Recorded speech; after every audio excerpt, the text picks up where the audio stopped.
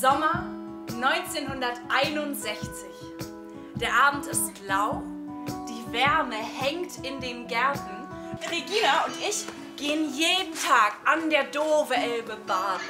Vielleicht war es doch ganz gut, dass Mutti und Vati ausgebombt worden sind. Sonst würden wir jetzt in der Stadt wohnen. Und jetzt müssen sie sich meinetwegen mit dem Abendbrot beeilen, sonst verpassen sie nachher noch die Familie Hesselbach. Hey, hey, oh, hey, hey, hey, oh, hey, hey, hey, oh, hey, hey. Was hat der eigentlich gemacht, dieser Eichmann? Du knall mich doch an Mosto! Ich hab das gelesen, was der Hitler mit den Juden gemacht hat. Warum habt ihr denen nicht geholfen? Wo kein damals nicht dabei wär, der schall doch ob nix zu sagen. Sturmflutwarnung an der Nordseeküste. Man glaubt gar nicht, wie schnell das Wasser kommen kann.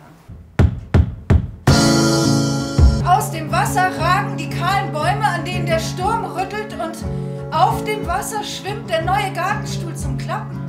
Und mitten im Wasser steht Mutti. Ganz starr. Ringe, Range, Rosen. Wegdenken, wegdenken. Der Weltuntergang!